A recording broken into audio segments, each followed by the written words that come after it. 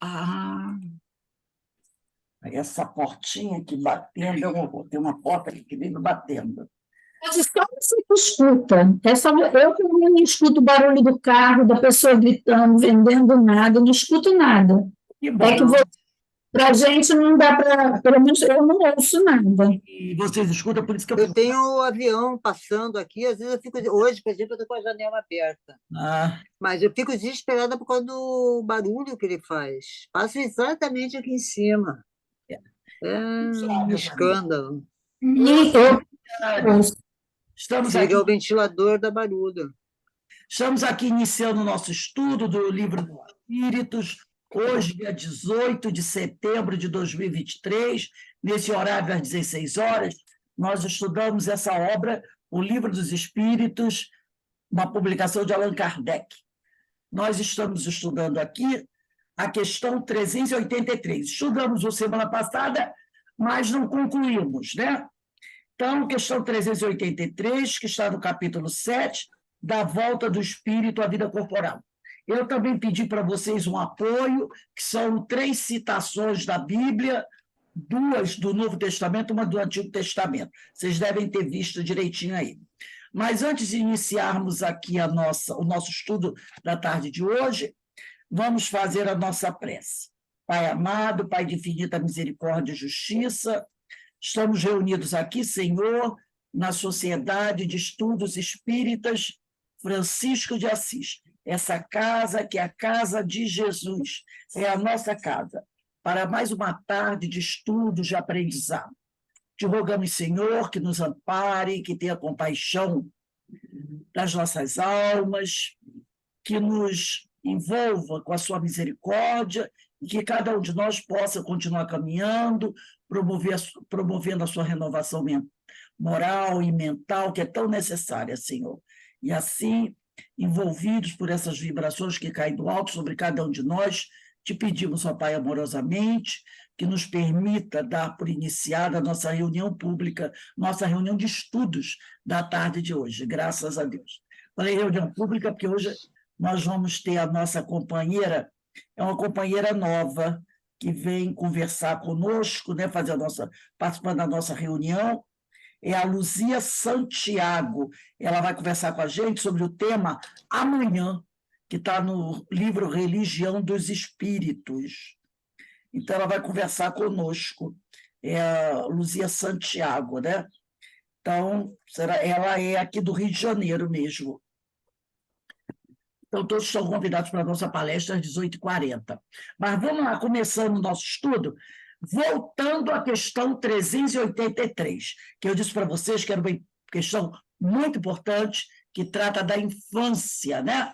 E a infância, como todos nós sabemos, é uma fase muito importante para o espírito, né? Muita gente não dá atenção, acho que infância é bobagem, mas não é, não. Ela é muito importante para o espírito. Então, Kardec, semana passada fizemos várias considerações, mas vamos continuar aqui. Allan Kardec faz a seguinte pergunta aos espíritos: qual para este a utilidade, quer dizer, para o espírito, de passar pelo estado de infância? E os espíritos respondem: encarnando com o objetivo de se aperfeiçoar. Então, aqui ele já dá um esclarecimento muito forte. O objetivo da reencarnação é o aperfeiçoamento, é a evolução do espírito.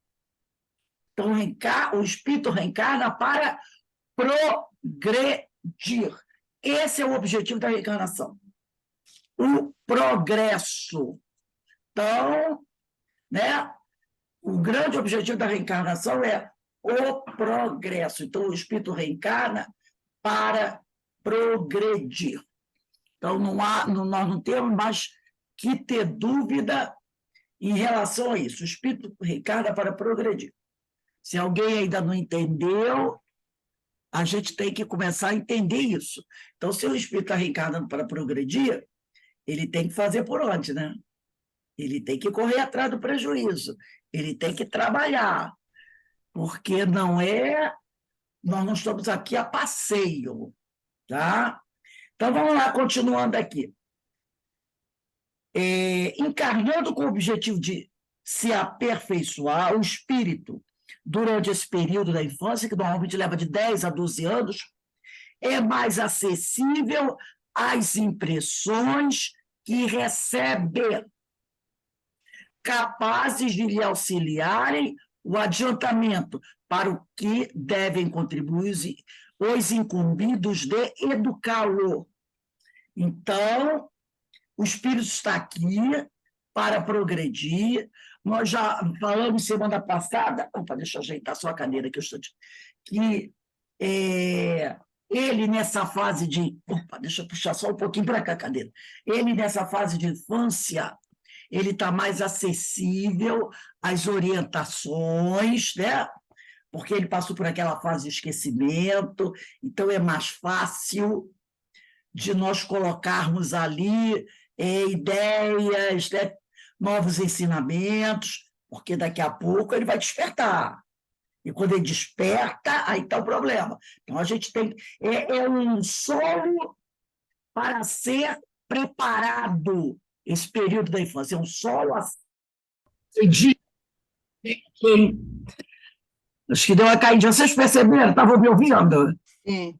Não, o vivo não. Não, caiu, você congelou. Eu congelei, deu 3.3. foi a internet que eu acho que deu uma congeladinha.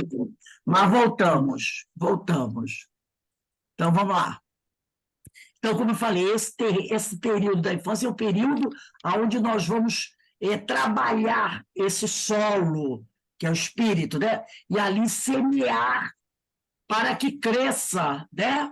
Uma bela árvore de bons frutos. Então, é o período onde a criança deve ser evangelizada, educada, e os pais não devem descuidar. E eles aqui, os amigos espirituais, dizem para a gente, ó,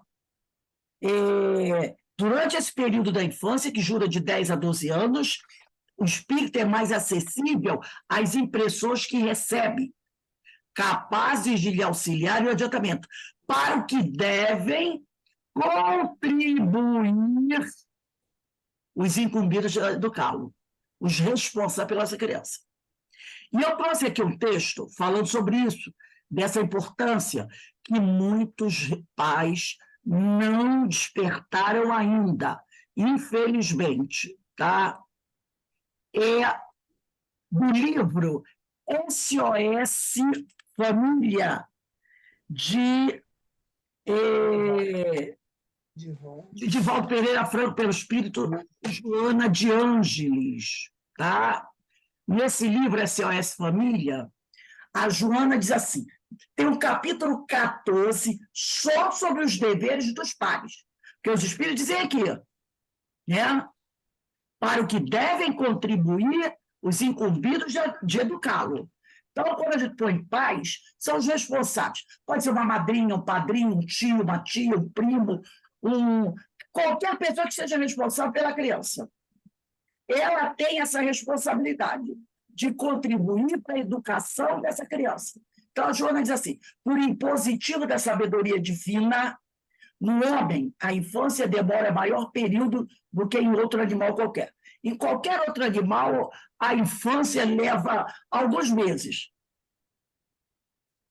Quiçá 1, 2 anos, no máximo. Já no homem, dura de 10 a 12. Isto por quê? Porque depois dos 12, a criança entra na puberdade, né? E aí vem a adolescência, e aí começa, né? Onde a criança já vai chegando a uma fase mais adulta, de maior entendimento das coisas.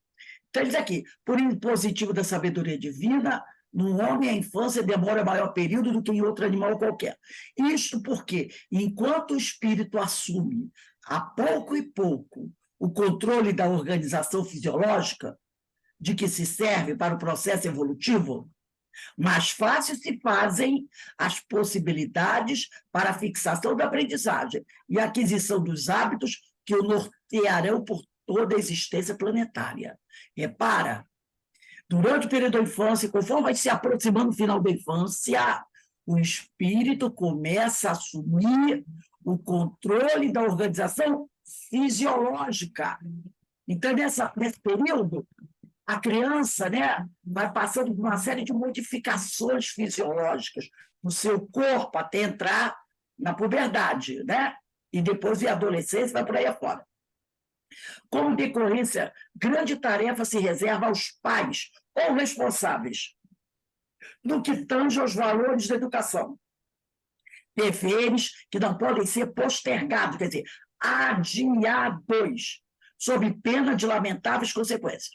Os filhos, esse patrimônio superior que a divindade concede por empréstimo. Nossos filhos são espíritos que vieram para passar uma temporada aqui, né? Então, aqui, ó, como decorrência dessa grande tarefa, se reserva aos pais no que tange aos valores da educação. Deveres que não podem ser postergados, adiados, sob pena de lamentáveis consequências. Os filhos, esse patrimônio superior que a divindade concede por empréstimo, através dos liames que a consanguinidade enseja, porque nós sabemos que nossos filhos são espíritos, como nos ensina até Hermínio de Miranda e a doutrina. Tá? Nós não somos donos deles, nem os fabricamos.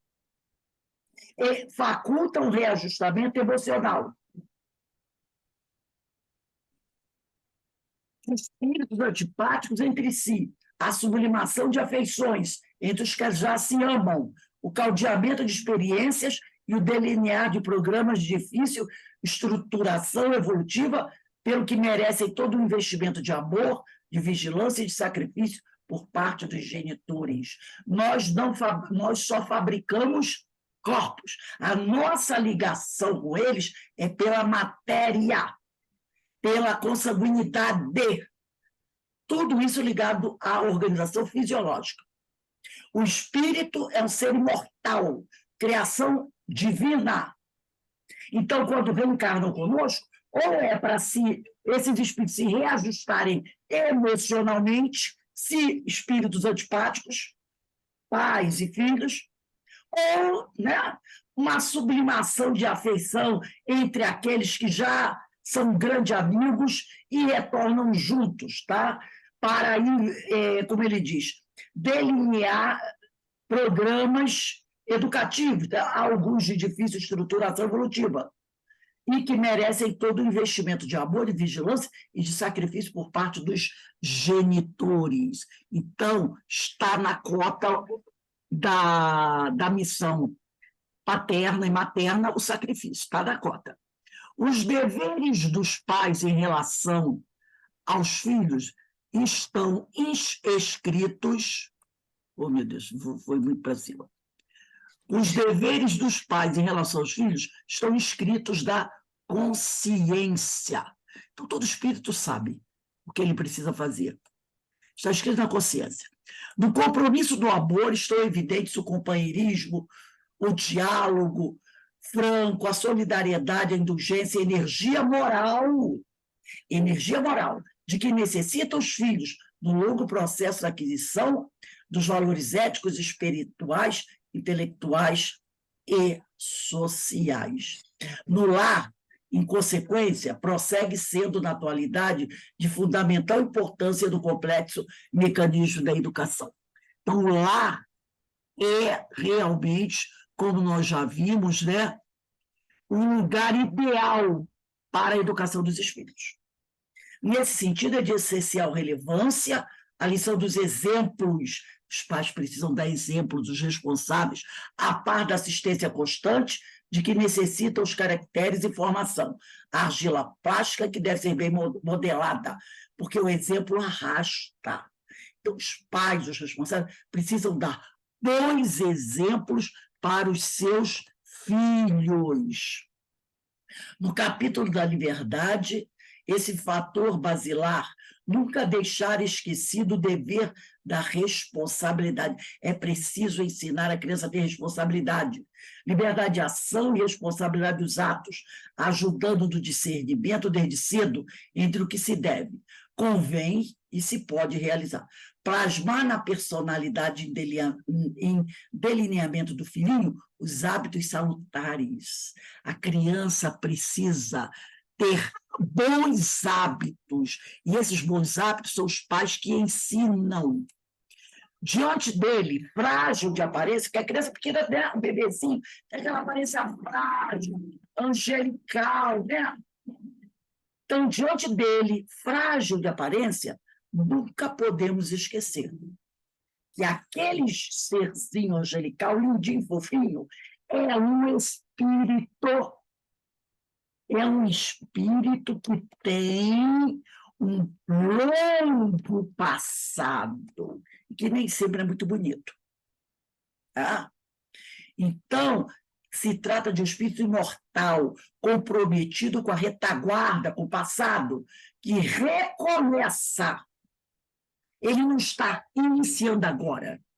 Ele está recomeçando a experiência apenas, né? E que muito depende de ti, porque muitas vezes é uma experiência dolorosa. Nem o excesso de severidade para com ele, nem o acúmulo de receios injustificados, né?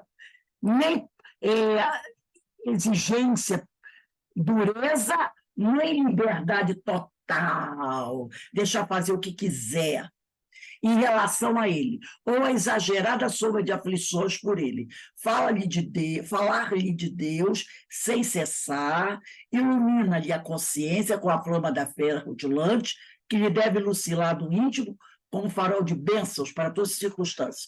Ensina-lhe a humildade ante a grandeza da vida, o respeito a todos, como valorização preciosa das concessões divinas. Falar de Deus, de Jesus, ensiná-lo para que ele possa amá-los.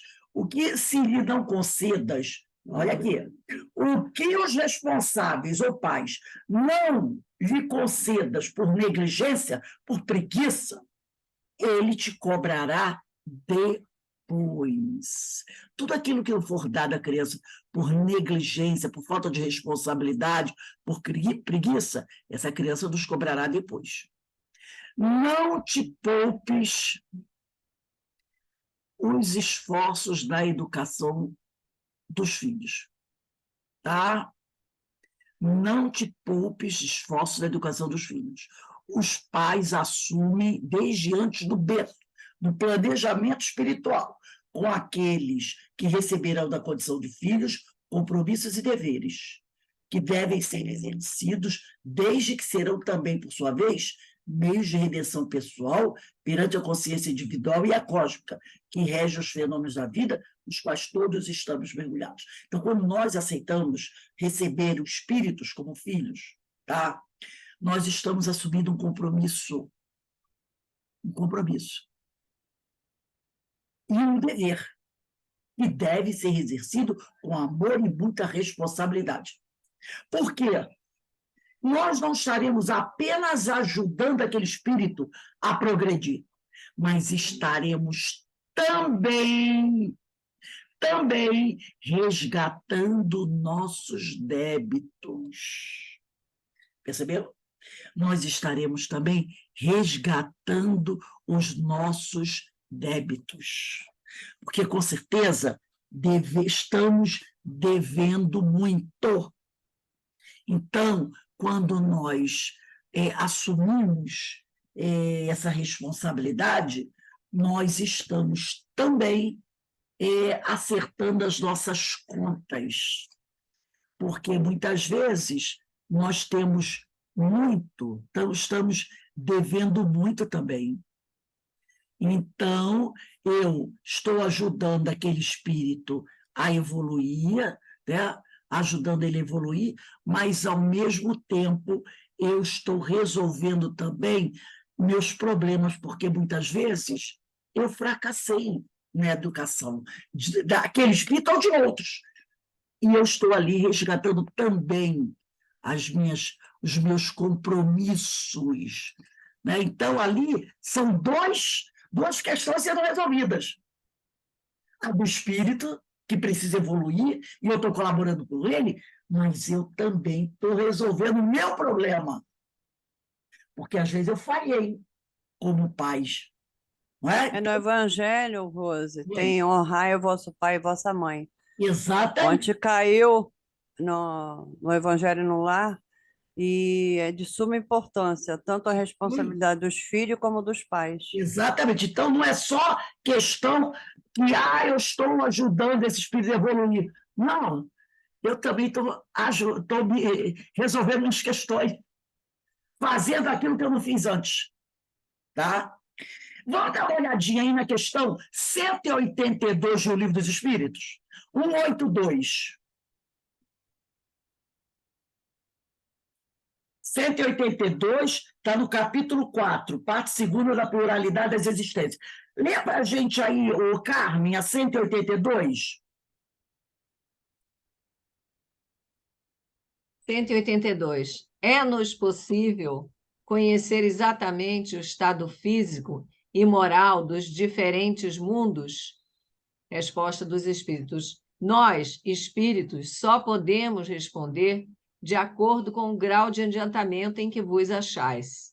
Quer dizer que não devemos revelar estas coisas a todos, porque nem todos estão em estado de compreendê-las, e semelhante revelação os perturbaria.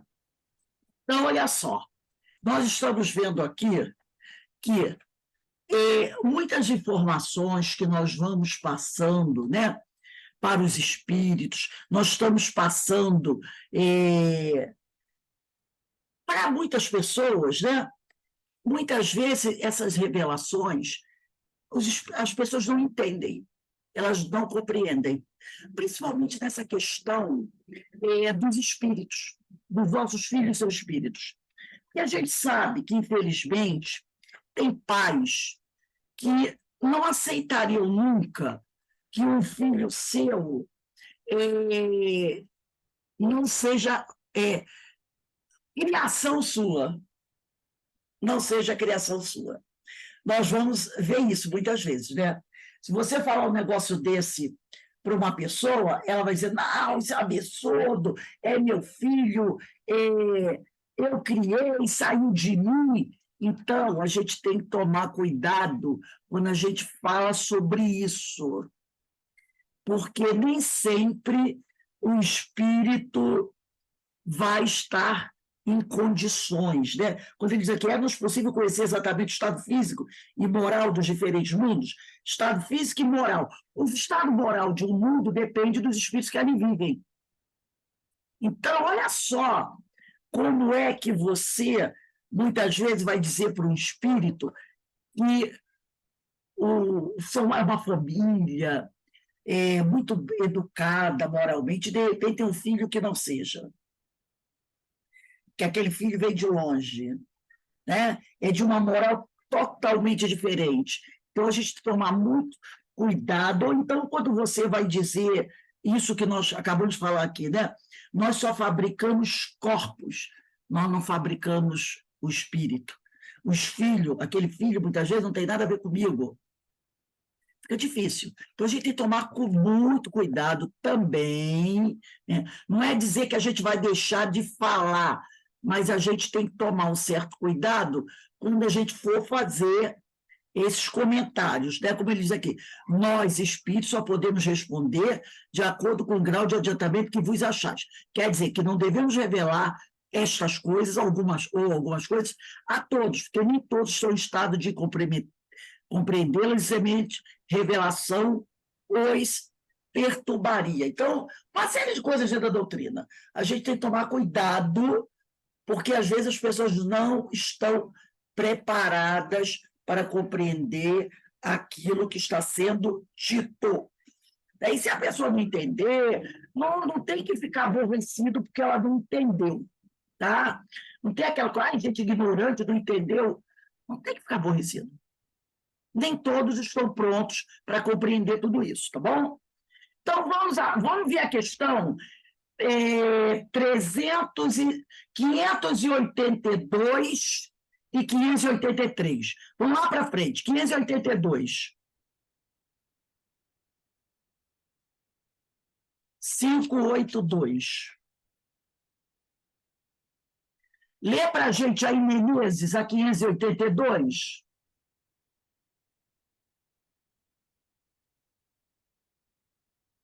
Cinco, 582, Menezes.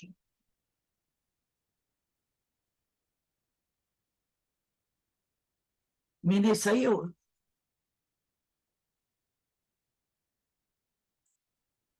Acho que ele não está. Ah, ele está aí sim. 582. Está na parte segunda, capítulo 10, das ocupações e missões dos espíritos. Pode-se considerar a paternidade como missão? Sem dúvida. Microfone, fala mais alto, Benito. Fernando, tá baixo.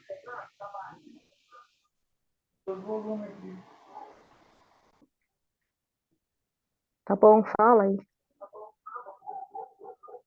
Sem dúvida, é uma missão. Mais alto. Sem dúvida, é uma missão. Benito, está muito baixo.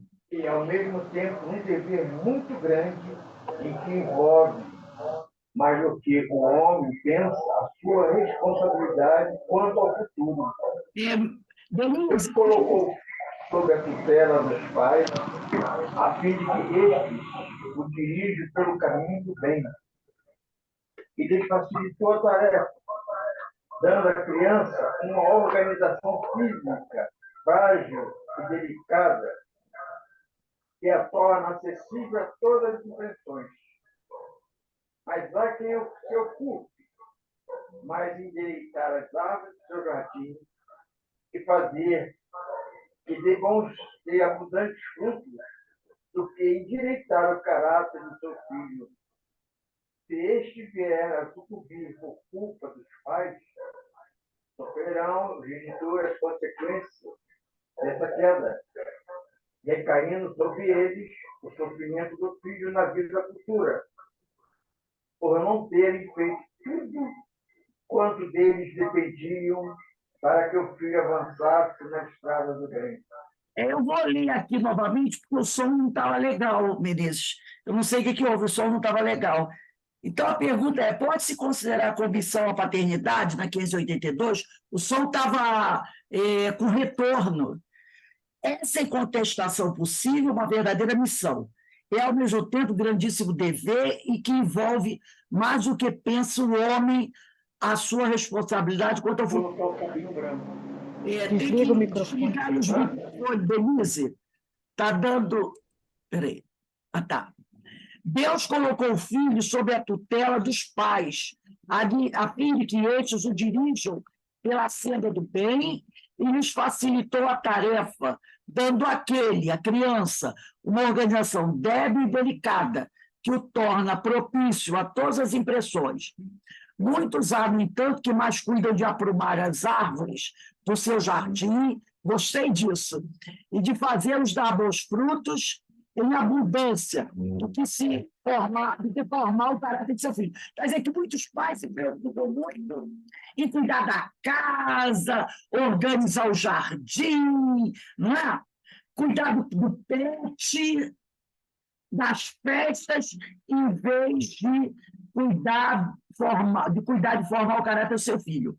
Se este filho vier a sucumbir, por culpa dos pais, suportarão os desgostos resultantes dessa queda e partilharão dos sofrimentos do filho da vida futura, por não terem feito o que lhe estava ao alcance, para que ele avançasse na estrada do bem. Márcia, ali a 583.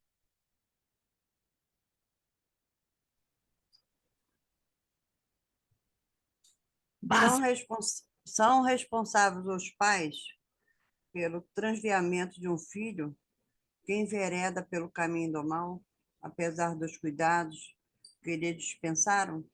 Não. Porém, quanto piores forem as propensões do filho, tanto mais pesada é a tarefa e tanto maior o mérito dos pais, se conseguirem desviá-lo do mau caminho. Continua. Se um filho se tornou homem de bem, não obstante a negligência ou os maus exemplos de seus pais, Se é só 582, 583 só. tá? Ah, tá bom. Então, olha só, se os pais fizeram tudo o que tinham que fazer, foram responsáveis, educaram, né? Eles não terão responsabilidade se o filho fez uma escolha equivocada, tá? Agora eles colocam até o seguinte: tanto mais pesada é a tarefa e tanto maior o mérito dos pais se conseguirem desviá-lo do bom caminho. Quer dizer, se esse filho for muito, né, rebelde, e os pais conseguirem desviá-lo do mau caminho, mais mérito terão esses pais. Porque conseguiram. Vamos voltar a 384 agora. 384, onde a gente estava estudando. A 384, Kardec pergunta assim: por que é o choro a primeira manifestação da criança ao nascer? Por que a primeira coisa que a criança faz quando nasce é chorar? Para estimular o interesse da genitora, da mãe, e provocar os cuidados de que há mistério, de que há necessidade. Não é evidente que, se suas manifestações fossem todas de alegria, quando ainda não sabe falar, pouco se inquietariam os que os cercam com os cuidados que lhes são indispensáveis. Admirai, pois, em tudo a sabedoria da providência. Então, Deus faz tudo certinho, né? Se a criança, né, não chorasse, não tivesse uma forma de demonstrar a sua necessidade, os pais não teriam preocupação com essa criança. Então, a primeira coisa que o ser faz quando nasce é chorar. Ele chora e, a partir do choro, ele mostra a sua necessidade. Isso faz com que a mãe, ou quem está cuidando dela, né, se interesse por aquela criança, para atender às necessidades dela. Se está com fome, porque a criança é muito novinha, ela não sabe falar. Então, se está com cólica, criança pequena tem muita cólica, né? Se está com frio, se está com fome, se está com a fralda molhada. Então, o choro é para estimular o interesse da mãe, né? E provocar os cuidados de que a criança tem necessidade, tá? Então, a gente vê como a sabedoria da providência, como Deus sabe colocar tudo direitinho. Aí, quando você atende aquelas necessidades da criança, né? Você troca a fralda, você dá comida, você aquece, a criança se acalma. A criança se acalma ali. Isso, se você também... Olha outro detalhe. Já não tiver colocado algum vício na criança. Que tem pais que colocam o vício do colo. Qualquer coisinha, a criança no colo. Qualquer coisinha, a criança no colo. Criança esperta, ela aprende rápido. Então, a criança, às vezes, ela não está com dor, ela não está com frio, ela não está com fome. Então, ela chora, ela já começa, você vê como ela já começa a compreender que, se ela chorar, a mãe, o pai correndo vem pondo no colo. Aí ela fica ali no colo, sem nenhuma necessidade, sem fome, sem nada. Aí, quando você vai botar no berço, ela já chora de novo. Então, tem mãe que não sabe fazer. Meu irmão, quando ele era criança, pequena, bebê assim, ele tinha esse negócio. Aí o médico, minha mãe foi no médico, o médico falou: olha, ele não está sentindo dor, não está sentindo nada. Isso aí já é o vício do bebê. A senhora deixa chorar. E minha mãe fez. Ele chorou um dia inteiro, porque ele queria era colo. Depois de certo tempo, ele percebeu que não ia ter. Ele parou. Ele parou. Tem pais que não sabem, porque você tem que começar a educar desde aí. Deixa aí. Então, o pediatra fala: deixa chorar. Não tem esse negócio de... Né? Normalmente, outra coisa também que às vezes os pais não fazem. Por exemplo, a criança, até uma certa idadezinha, ela dorme no quarto dos pais, né? Então, se você tem um quartinho para criança, você deve fazer o seguinte: durante o dia, a criança, muito pequena, ela fica no seu quartinho, na sua cama, no seu berço, no espaço para ela. À noite, vai dormir, normalmente você tem um cestinho no seu quarto, quando é pequenininha. Então, na hora de dormir, você bota no seu quarto. Durante o dia, mantém a criança no quartinho dela. Depois de uma certa idade, né, 1 ano, 2 anos, a criança já começa a dormir, deve começar a dormir no seu próprio quarto. Porque você vê coisas aí de criança de 5 anos, de 4 anos, dormindo no quarto dos pais, na cama dos pais. Entendeu? Então, é questão de educar. Parece coisa. Não! Uma criança de 3 anos, os meus com 2 anos já estavam lá no quartinho deles. No quartinho deles. Porque a criança já vai entender, compreendendo as coisas. Que os pais têm o espaço deles e ela tem o espaço dela. Mas tem pais não. Criança de 4, 5 anos, dormindo no quarto dos pais, na cama dos pais, não quer dormir na sua própria cama. Então, você já começa desde pequenininho a educar. E várias coisinhas, né?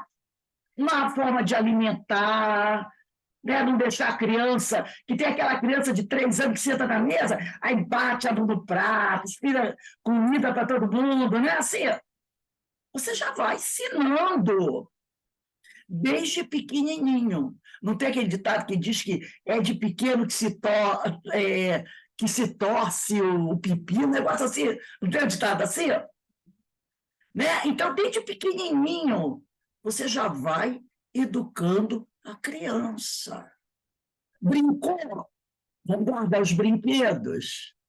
Não é assim? Não é deixar tudo espalhado para a mãe depois ficar guardando os brinquedos, aí ela vira tudo de novo.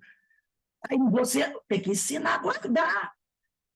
Então, você já vai dando o quê? Hábitos àquela criança desde pequena.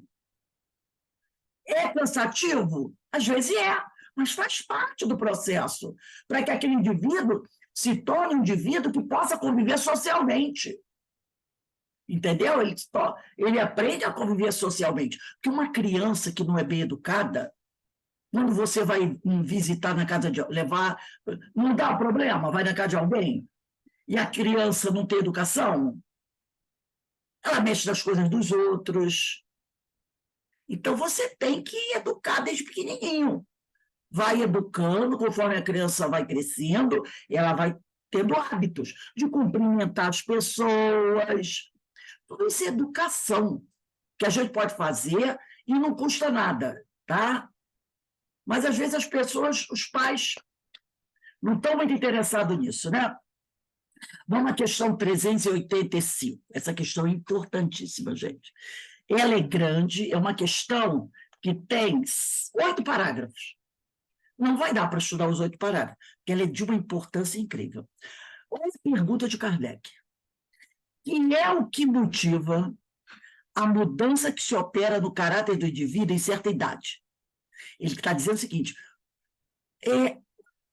como e por que o indivíduo, depois que sai da infância e entra na adolescência, muitas vezes tem uma mudança no caráter dele.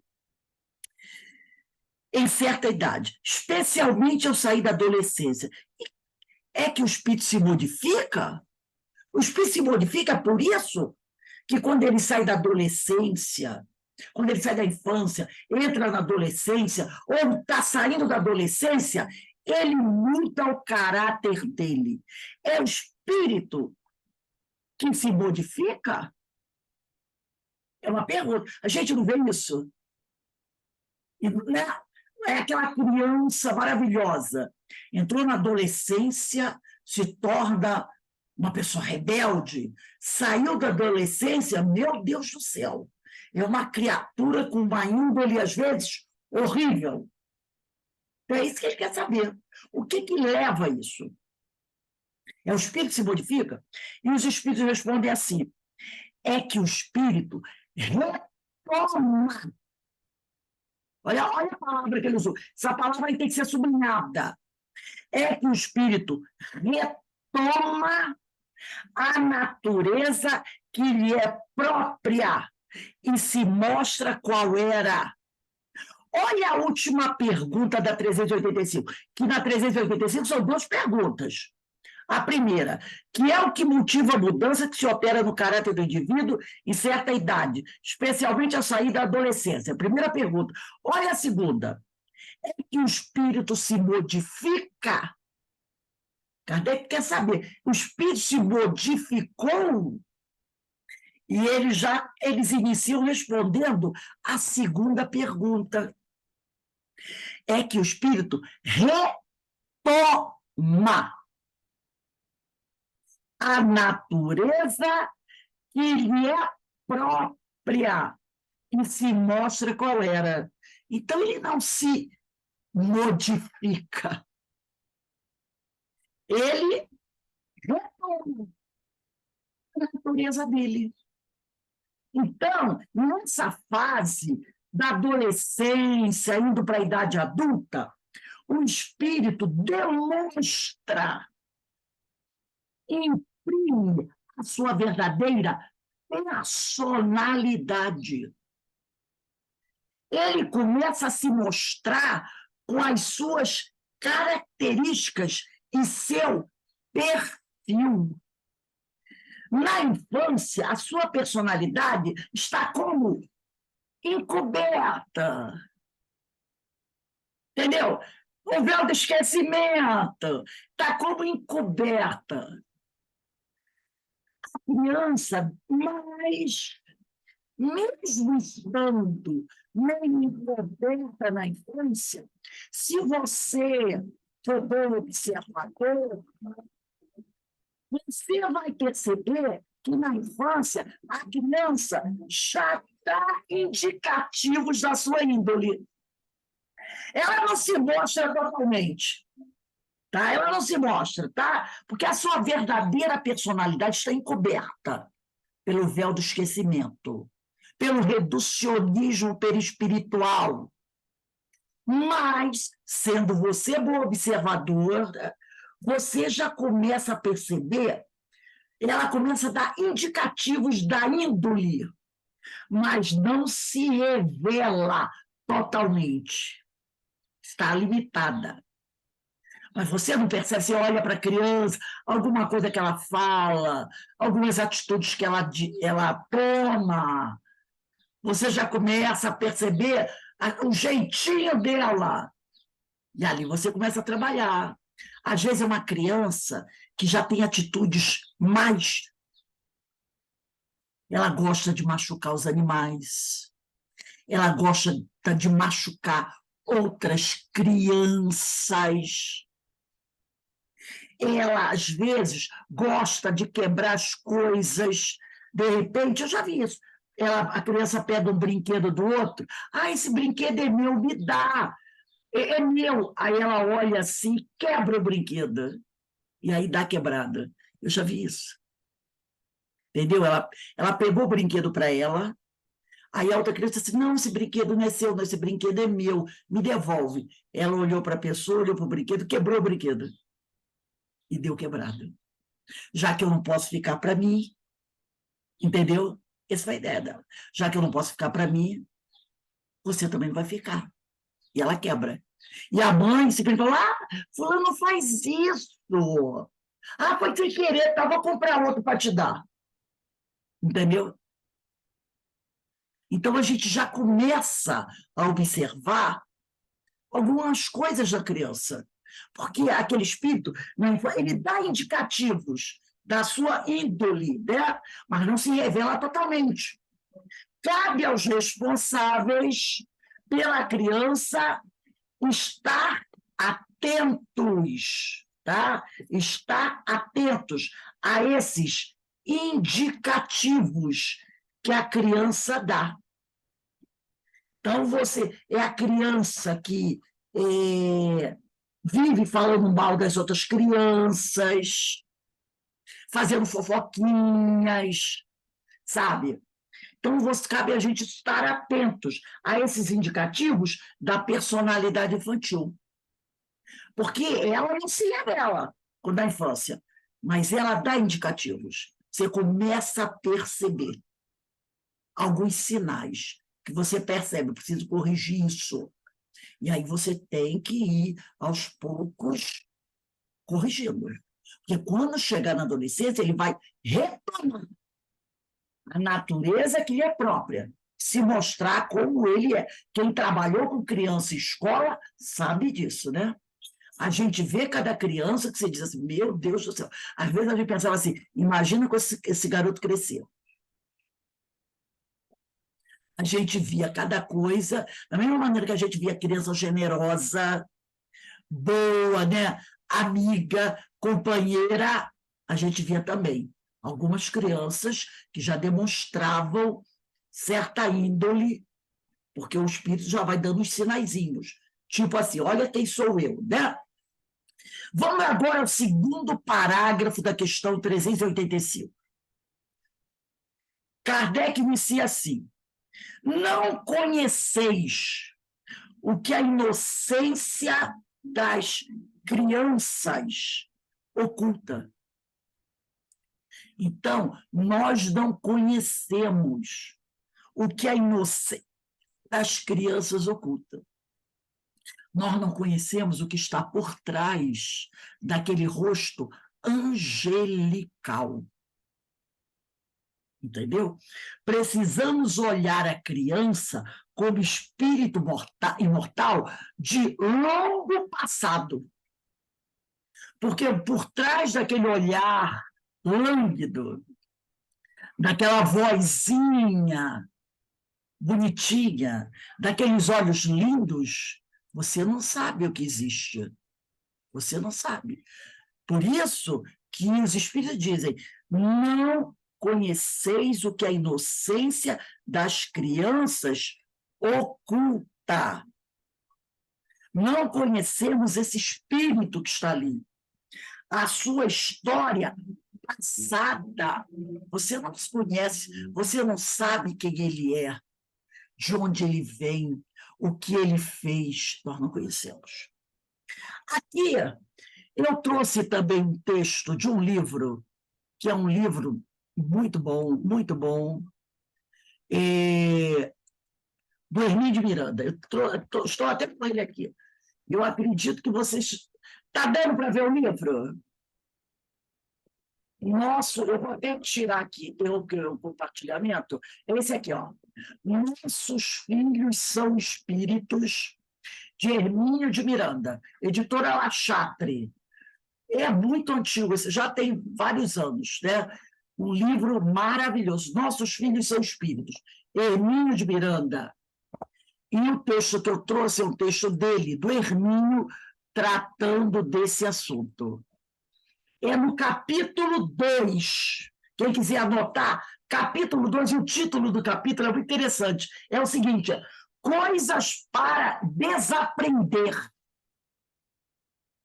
Então, o capítulo que eu trouxe o texto aqui é isso: coisas para desaprender. Porque às vezes a gente aprendeu de uma forma e o que a gente aprendeu está errado. Por isso ele fala, coisas para desaprender. Capítulo 2, do livro Nossos Filhos e Seus Espíritos. Diz assim, Hermínio de Miranda, afinal, quem são nossos filhos? O que representam em nossas vidas? E o que representamos nós na vida deles? Além do simples relacionamento pais e filhos. Aí eu vou pular aqui 2 parágrafos.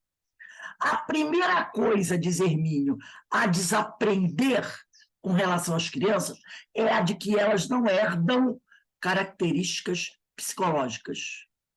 Elas não herdam. Como inteligência, dotes artísticos, temperamento, bom ou mau gosto, simpatia ou antipatia, doçura ou agressividade. Cada ser é único. Em sua estrutura psicológica, preferências, inclinações e idiosincrasias, quer dizer, características, né? Somente características físicas são geneticamente transmissíveis. Essas idiosincrasias são os comportamentos, né? Então, somente características físicas são geneticamente transmissíveis. Cor da pele, dos olhos ou dos cabelos, tendência a esta ou aquela conformação física, predisposição a esta ou aquela enfermidade, ou a uma saúde mais estável, traços fisionômicos e coisas dessa ordem. Somente essas coisas são transmissíveis. Tá? Só isso. Quanto ao mais, não. Pais inteligentíssimos podem ter filhos medíocres, tanto quanto pais aparentemente pouco dotados podem ter filhos geniais. Pessoas pacíficas geram filhos turbulentos e vice-versa. Pais turbulentos, agressivos, geram filhos pacíficos. Pais desarmonizados produzem crianças excelentes, equilibradas e sensatas. Qualquer um de nós poderá citar pelo menos uma dúzia de exemplos de seu conhecimento para testemunhar a exatidão dessas afirmativas. Por isso, repetimos, cada criança, cada pessoa é única, é diferente, embora possam ter duas ou mais certas características em comum ou muito semelhantes, cada uma delas é um universo próprio, como que individualizado. Até mesmo os gêmeos univitelinos, ou seja, gerados a partir do mesmo ovo, trazem na similitude de certos traços físicos diferenças fundamentais de temperamento e caráter, que os identificam com precisão como indivíduos perfeitamente autônomos e singulares. Então, você pode ter dois irmãos gêmeos. A cara é um do outro, mas quando eles começam a conversar, você já sabe quem é Pedro e quem é Paulo, pela personalidade. Vamos logo, portanto, definir um importante aspecto. Os pais produzem apenas o corpo físico dos filhos, não o espírito ou alma deles. Outra coisa convém desaprender logo, para abrir espaço para novos conceitos, mais inteligentes, racionais e competentes acerca da vida. Esses espíritos ou almas que nos são confiados, que são nossos filhos, já embalados em corpos físicos, que nós mesmos lhes proporcionamos, através do processo gerador, não são criados novinhos, sem passado e sem história. Eles já existiam antes, em algum lugar, têm uma biografia pessoal, trazem vivências e experiências, e aqui aportam, aqui chegam para reviver e não para viver. Por isso que na primeira frase da resposta dos Espíritos, na questão 385, os Espíritos dizem é que o Espírito retoma a natureza que lhe é própria e se mostra qual era. Ele retoma, tá? Então, eles estão aqui para reviver e não para viver. Estão, portanto, renascendo e não apenas nascendo. Estão reaparecendo na cena do planeta Terra. Tá? É espantosa a reação que esta ideia simples e genuína tem encontrado para impor-se como verdade que é. Porque tem muita gente que tem dificuldade para entender isso. O próprio Cristo ensinou que João Batista era o profeta Elias renascido, embora não reconhecido pelos seus contemporâneos. Vamos pegar aí, né, o livro de Mateus, vamos na Bíblia, Mateus 17. Vamos lá, todo mundo, Mateus 17, versículo de 10 a 13. Lê para a gente aí, Carmen. 17, de 10 a 13.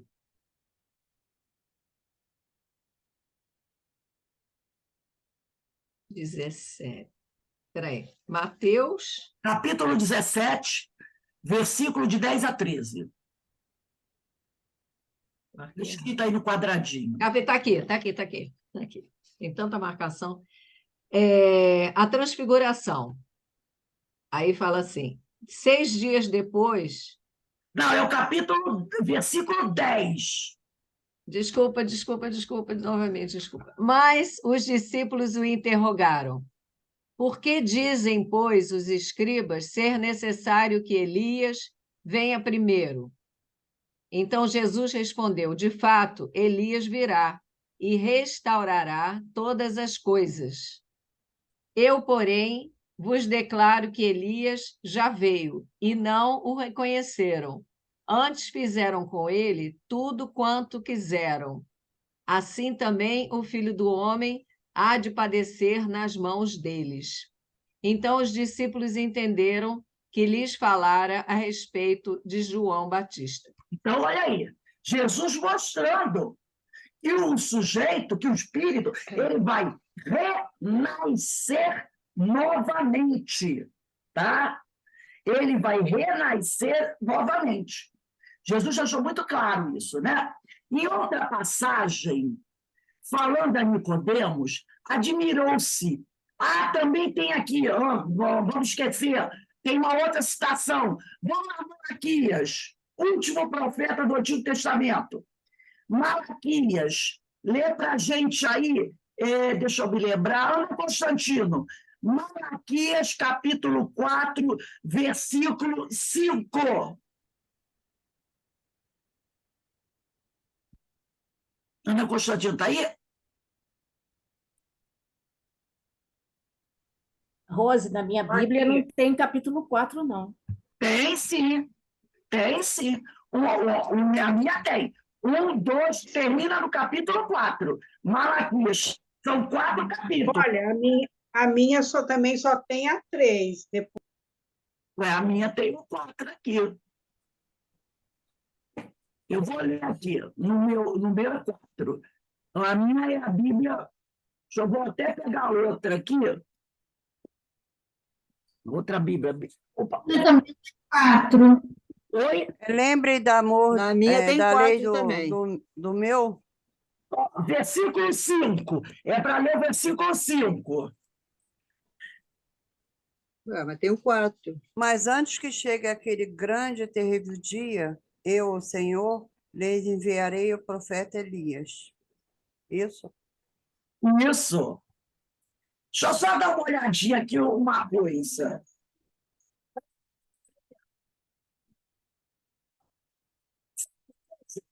Tem algumas Bíblias que englobou o 4 e no 3. Entendeu? Na de vocês, estaria do versículo 23 do capítulo 3, o que eu vou ler. Nessa Bíblia minha aqui, seria assim, o capítulo 4 começaria no versículo 19. Vocês podem até colocar em cima do versículo 19, capítulo 4. Porque se acontecer novamente precisar, vocês têm. Malaquias, capítulo 3, versículo 19. Em cima do versículo 19, você bota capítulo 4. Entendeu?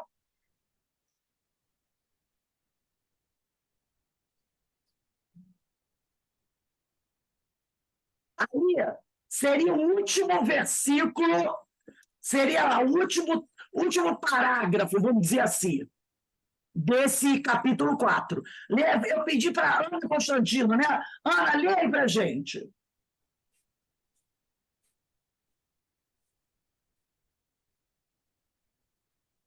Ana, pode ler?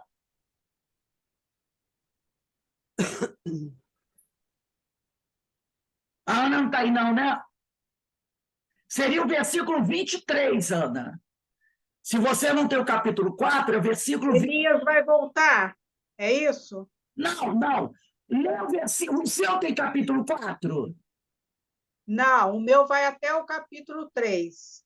Agora, no finalzinho do capítulo 3, aí tem aqui, ó, Elias vai voltar. Isso, no versículo 23. O meu é o versículo 22. 22, então tá. Então, lê aí, porque no meu seria o 23, mas tudo bem, lê aí. Tá bom. Lembrem-se da lei do meu servo Moisés, que eu mesmo lhe dei o monte Herebe, estatutos e normas para todos o Israel.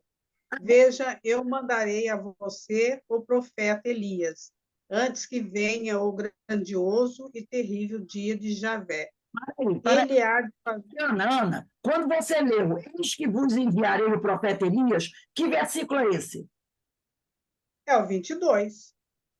É o 22 está escrito assim, lembrai-vos da lei de Moisés, Isso. e ele vai até eis que vos enviarei o profeta Elias. Tudo isso é 22? Não, daí já é o 23. Então, o 23 é aí, o que eu falei. O 23 é assim. Veja, eu mandarei Vos você o enviarei profeta Elias, antes que o venha o profeta grandioso. Elias, antes que venha o dia grande e horrível do Senhor. Então, quem tem o versículo, só vai até o capítulo 3, seria versículo 23. Mas, como tem esse problema, o capítulo 4 começaria no versículo 19, tá? Então, olha o que o profeta Malaquias está dizendo, 500 anos antes de Jesus nascer. Eis, é uma revelação, que vos enviarei o profeta Elias, antes que venha o dia grande e horrível do Senhor. O dia grande e horrível do Senhor é quando Jesus é crucificado. Quando ele faz essa revelação aqui, o profeta Elias já morreu há mais de 800 anos. O profeta Elias já morreu há muito tempo. Mas o profeta Malaquias está falando de algo, ou que ele viu, ou uma revelação que ele recebeu, que diz assim, eis que vos enviarei o profeta Elias, antes que venha o dia grande e horrível do Senhor. O profeta Elias já morreu há 800 anos, e ele está dizendo que o profeta Elias vai renascer, falando também, indicando também uma reencarnação. Entenderam? Então, ele está falando sobre isso, que o Elias já morreu aos 800 anos e que ele vai voltar. Isso ele falou 500 anos antes de João Batista nascer. Tá? E 800 anos depois que Elias morreu. Então, está muito claro aqui a questão da reencarnação. E voltando aqui ao texto do Hermínio, ele diz aqui, em outra passagem, falando a Nicodemos, admirou-se de que o ilustrado membro do Sinédrio ignorasse a verdade tão elementar, ou seja, a de que é preciso nascer de novo para alcançar a paz espiritual, a qual Jesus dá o reino dos céus. Então, eu vou aqui, João, capítulo 3, versículo de 1 a 8. Lê para a gente aí, Verinha Eckert. João 3, de 1 a 8.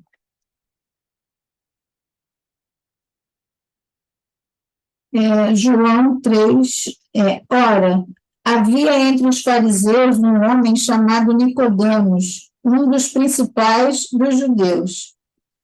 Este foi ter com Jesus de noite e disse-lhe, Rabi, sabemos que és mestre vindo de Deus, pois ninguém pode fazer estes sinais que tu fazes se Deus não estiver com ele. Respondeu-lhe Jesus, em verdade, que se alguém não nascer de novo, não pode ver o reino de Deus. Perguntou-lhe Nicodemos, como pode um homem nascer sendo velho? Porventura pode tornar a entrar no ventre da sua mãe e nascer? Jesus respondeu, em verdade te digo, que se alguém não nascer da água e do Espírito... Nascer, está no meu, mas vamos lá. Continua. Em verdade vos digo, na minha está nascer. Se alguém não nascer da água e do Espírito, não pode entrar no reino de Deus. O que é nascido da carne é carne, e o que é nascido do espírito é espírito. Não te admires se eu te haver dito, necessário vos é nascer de novo. O vento sopra onde quer, e ouves sua voz, mas não sabes de onde vem, nem para onde vai. Assim é todo aquele que é nascido do Espírito. Então está aí, né? O vento sopra onde quer e tu ouves o seu ruído, mas não sabes de onde ele vem. De onde vem o Espírito? Nem para onde vai. Assim é todo aquele que nasceu do Espírito. Então, nós trouxemos isso para deixar bem claro para todos nós que nossos filhos são espíritos, como diz o título do livro de Hermínio de Miranda. Nossos filhos são espíritos. Então, não pode ter mais dúvida sobre isso. E continua aqui o Hermínio. Portanto, a pura, simples e inquestionável verdade. Nossos filhos, tanto quanto nós mesmos, são seres humanos que já viveram antes, trazem em si todo um passado mais ou menos longo de experiências, equívocos, conquistas, realizações e, consequentemente, um programa a executar na vida que reinicia junto de nós. Da mesma forma que não nos desintegramos em nada ao morrer, também não viemos do nada quando nascemos de novo na carne. Tudo é continuidade, etapas que se sucedem em ciclos alternados aqui e além. Anotem aí.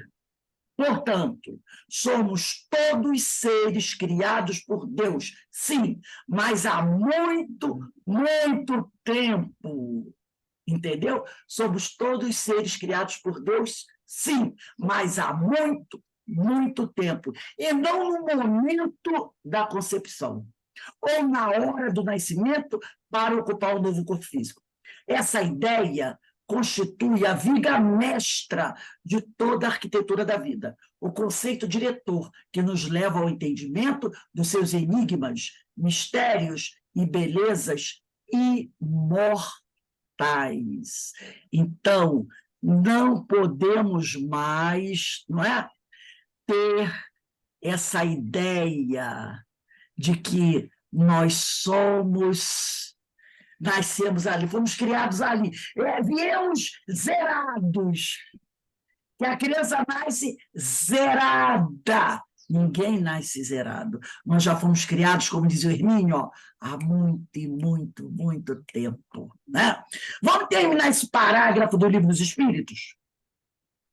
Diz aqui, né? Não sabeis o que essas crianças são, nem o que foram, nem o que serão. Contudo, a afeição lhes tendes, as acariciais como se fossem parcelas de vós mesmos, até o ponto que se considera um amor que uma mãe consagra a seus filhos como o maior amor que o ser possa votar a outro. De onde nasce o meigo afeto, a eterna benevolência que mesmo os estranhos sentem por uma criança? Sabeis? Não. Pois bem, vou explicar. Então, a gente vai parar aqui. Então, ficou muito caracterizado isso, né? Nossos filhos são espíritos, vêm de longas eras e eles têm uma história, eles têm um passado que nós não conhecemos. Mas, como nós vimos aqui, essa criança, esse espírito imortal, apesar do véu do esquecimento, na infância, ele dá indicativos de sua índole. E pelos sinais que ele dá, você já pode perceber se o sujeito é de boa monta ou o sujeito traz complicações. A gente já dá para a gente perceber. E, ao perceber, a gente começa a trabalhar esse espírito. Porque, se você não trabalhar, pode dar problema. E aí, se você não procurar ajudar, no futuro vai haver dificuldade, muita dificuldade para o espírito, e nós seremos responsáveis. Alguém gostaria de comentar alguma coisa sobre esse texto aí? Esse tema é um tema que fala muito perto da gente, né? E outra coisa que eu acho importante é que a gente fica assim, eu tenho uma missão gloriosa. Não, a gente é devedor também. Se a gente está com esses espíritos atormentados, espíritos difíceis, endurecidos, é porque a gente precisa aprender também. A gente não está fora desse contexto, que a gente não se ache missionário. Nós somos devedores mesmo. Somos devedores. E por isso que ele disse aqui do livro, né? Que nós estamos oportunizando uma oportunidade para esse espírito crescer, mas também estamos resolvendo nossas questões. Porque muitas vezes nós falhamos escandalosamente nessa missão da paternidade e da maternidade. Entendeu? Então, é uma oportunidade que nós estamos tendo de resgatar essa questão, ajudando o outro. Ajudando o outro, né? E eu gostei muito desse texto do Hermínio, que ele é muito direto. Né? Ele é muito direto, ele é muito claro, ele não deixa dúvidas. Então, a gente tem que parar com essa coisa. E educar mesmo a criança, sabe? Ser firme quando tiver que ser firme. E desde pequenininho, você já começa a ir acertando as coisinhas ali. Porque se você deixar, a coisa fica esquisita, né? Então, eu achei muito legal esse texto. E essa questão 385, nós vamos continuar no próximo parágrafo, tá? Então, bota a data de semana que vem, dia 25, no próximo parágrafo, que a gente vai continuar, porque ela é uma questão bastante grande, a 385. E tem muita coisa importante aqui. Então, vamos dar uma paradinha aqui. Quando for 5h30, a gente retorna para o estudo da obra Devassando Invisível, de Ivone do Amaral Pereira. Agradecendo a Deus a oportunidade que a gente está tendo de conversar sobre esses assuntos tão importantes. Né? Quem já não vai ter filhos dessa encarnação, começa a se preparar para a próxima. Porque na próxima, né, estaremos aí. E quem não foi pai ou mãe biológico, mas foi madrinha, foi tia, foi prima, foi professora. Então, a gente sente, né? Passou 30 anos com crianças, então a gente ali, né, vai educando, vai ensinando também. Porque, às vezes, a educação de casa não chega, né? E aí a professora que, muitas vezes, passa a ser a educadora, né? Então, vamos lá, gente. Vamos dar uma paradinha aqui.